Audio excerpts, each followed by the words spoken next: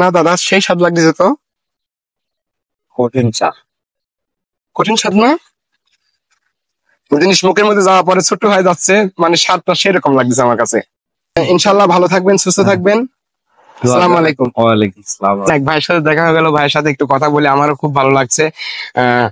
আপনারা গ্রামগঞ্জের মানুষদের অনেক ভালোবাসেন, সেটা আমাকে দিয়েই আমি বুঝি যে আমরা কৃষিকাজের পাশাপাশি আপনাদের সামনে আসি।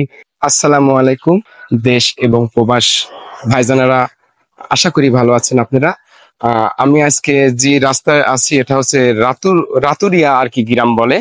তো এই রাস্তা দিয়ে যাওয়ার সময় একটু মানে এই রাস্তাটা দিয়ে যাওয়ার সময় আমার একটু ভালো লাগছে, বুঝতে পারছেন। এই জন্য আর কি আপনাদের আর কি সামনে একটু না আসি আর পারলো না, বুঝতে পারছেন।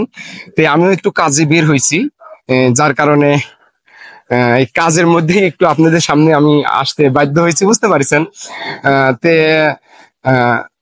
আমার কাছে খুব এই জায়গাটা ভালো লাগতেছে, এই রাস্তাটা ভালো লাগতেছে। ইটের রাস্তা পাড়া একটা রাস্তা, চারিদিকে গাছ আছে। এই যে আপনারা এই গাছগুলা চিনেন নাকি, বাবলা গাছ। অনেক জায়গায় আপনি দেখা যায় না। এই যে বাবলা গাছ, এটা হচ্ছে সেই বাবলা গাছ যে গাছ দিয়ে আপনার হচ্ছে মোষ গাড়ির চাকা তৈরি করে, সেটাই হচ্ছে এই বাবলা গাছ। এই বাবলা গাছের কাঠ আপনার প্রচুর পরিমাণে শক্ত, যার কারণে আপনার মোষ গাড়ির চাকা বানাতে আর কি সক্ষম হয়। বর্ষা মৌসুমের ধান দেখেন কত সুন্দর, মাঠটা সবুজ হয়ে আছে। একটু এটি উঁচা অঞ্চল, যার কারণে আপনার বর্ষার পানি এর ঢুকতে পারে নাই, বিধায় ধানগুলা দেখেন কি সুন্দর সবুজ হয়ে আছে।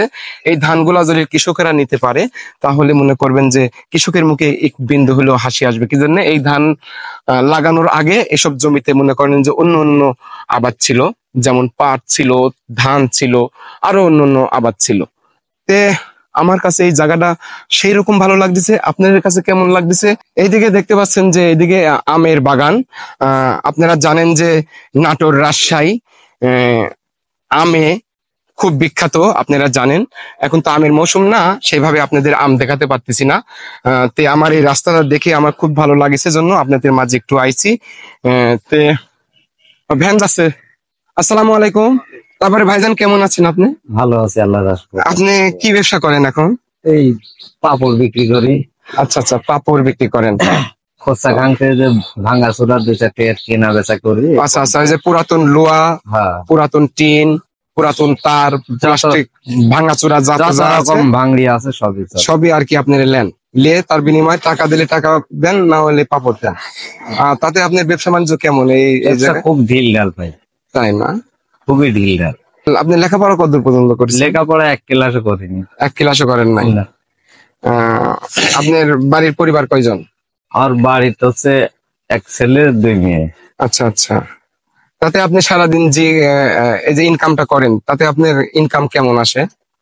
ওই কতদিন এখন বর্তমান ব্যবসা নেই তো। আচ্ছা আচ্ছা, 300 400 200 হয় কতদিন। আচ্ছা, কামলার দাম থাকে? কোন রকম কামলা বর্তমানে এখন ডাল ভাত খাওয়া জান যাচ্ছে না। আচ্ছা আচ্ছা আচ্ছা, খুবই নরমাল। আচ্ছা আচ্ছা, ব্যবসা অত ভালো না। অত ভালো না না? গাড়িটা তো আপনারই?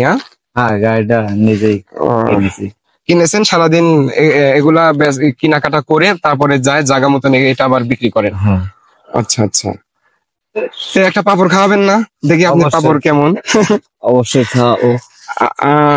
দর্শক, আপনারা জানেন আমাদের মনে করেন যে গ্রামগঞ্জে আমরা মনে করেন যে অনেক ছোট বাচ্চারা ওই লোহাল আর কি, প্লাস্টিক ভাঙা, এটা ভাঙা দিয়ে আর কি এরকম ভাবে আর কি মনে করেন যে আমরা আর কি পাপড় খাই। পাপড় কিরকম স্বাদ হবে? আপনি নিজেই বানাইছেন? সুন্দর হবে, হ্যাঁ ইনশাল্লাহ। নিজেই বানাইছেন? বিসমিল্লাহ। আপনি একটু খান, আপনি একটু খান, আমি একটু খাই। আচ্ছা, হাতে ধরেন।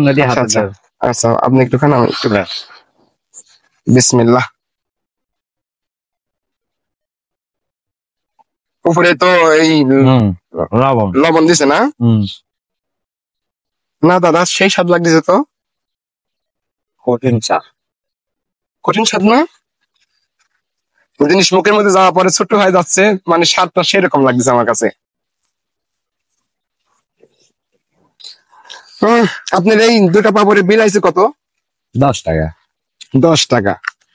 আচ্ছা আচ্ছা, টাকা দিয়ে কিনে খাতে, যদি টাকা দিয়ে কিনে খাই 1 পিসের দাম 5 টাকা, আর দুই পিসের দাম 10 টাকা। আর যদি লোয়াল আর কি দিয়ে খাই তাহলে তারপর আর কি ভিত্তি করে আর কি এখন 5 পিসও পাতে পারে, 2 পিসও পাতে পারে, 3 পিসও পাতে পারে।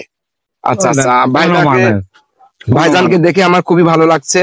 বুঝতে পারছেন আমাদের এদিকে তো আগে আপনারা জানেন যে এই বাঁকে করে আর কি এই পাপড় টাপড় বিক্রি করতো, এখন তো একটু চেঞ্জ হয়েছে।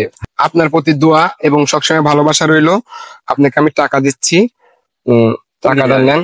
তবে আপনার পাপড়টা অনেক স্বাদ। ইনশাল্লাহ ভালো থাকবেন, সুস্থ থাকবেন। আসসালামু আলাইকুম। ওয়ালাইকুম আসসালাম। এক ভাইয়ের সাথে দেখা হয়ে গেল, ভাইয়ের সাথে একটু কথা বলে আমারও খুব ভালো লাগছে।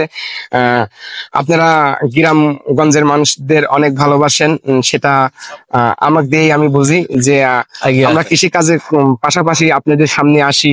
ইনশাল্লাহ সবাই ভালো থাকবেন, সুস্থ থাকবেন। আসসালামু আলাইকুম।